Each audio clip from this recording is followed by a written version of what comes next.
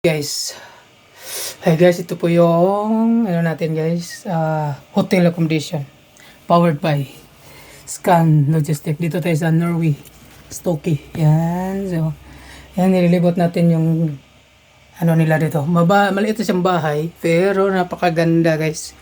So ito yung gusto kong bahay na native, di ba? Tapos yan, may lagay dito. Ito yung nakalagay yung slippers, shoes. Yan, please leave your shoes here. So napakaganda yung ano nila. Tapos tingnan mo yung CR guys. Yung toilet na malinis. So tapos may shower. Yan, may shower. So ayan, maganda siya. So gumagana yung exhaust fan. So totoong ano siya, mga timber na malalaki. Siguro matagal na tong ano ganitong ano, in-upgrade, malinis lang talaga. Motel to siya guys. Saka ito malinis na, may malaking sofa. Dahil winter na ngayon, siguro normal temperature lang yung gamit. Ayan, so first time po dito kasi madalas kami nag-hotel sa malalaking mga building. Ito first time kong naka-hotel ng ganito. Yan, malalaking timber. Tingnan mo yung malaking timber niya guys, oh. Bali 4x6, 4x8 yung ano niya. So makapal. So yung temperature ngayon guys is 24 yung heater, automatic. Naka-heater, naka-ready na. Tapos ito yung mga ano ng deer yata to, sungay. So papakita ko lang dito sa Hotel Stokey guys. Yung gustong magwi-weekend, no, shout out dyan. Dito tayo yan. So syempre may kasama tayong may pinaka-paborito kong mahal. Mahal ko yan si Ma'am Laylan. Si hi, yan, naka-headset yan. So kasama sa ating vlog ngayon for today. Yan, so day off niya ngayon, nasa Dubai, sa Saudi po siya guys. Yan, yung shout out dyan sa mga Saudi boys. Yan, okay, shout, magpapalinis ng kamay, no?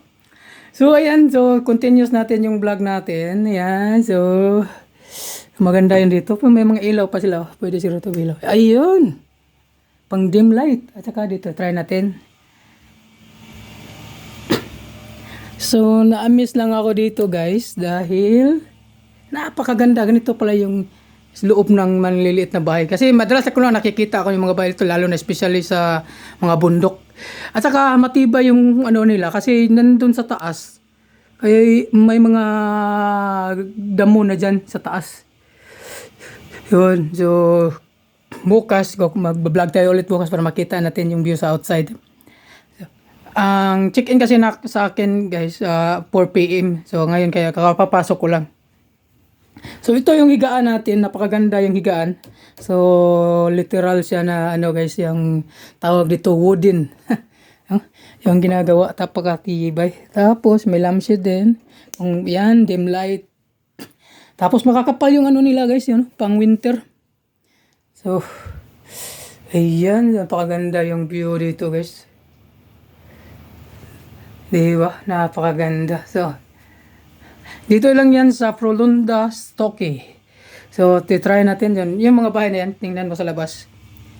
Yan, sa mga bahay sa labas. Yun, yung mga maliliit. So, dito tayo. Yun, yun. Yun ang hotel na tawag nila. Welcome to Porolon Coroan Motel AS. Ayan, so, isang araw na night, one night lang tayo dito guys. Ang mababayaran natin is 1,150. So, mas mainam dito siya guys. Tapos may breakfast. Ayan, so may TV. Tapos kung may kasama kayo, dala kayo ng ano, libre pa yung ano, kayo na lang maglagay sa freezer ng pagkain nyo. Saka drinks. Saka may ano siya dito. Ayan. So, maganda guys, makapaganda, napaka ano. Tapos, yan, relaxing ka habang di ba? So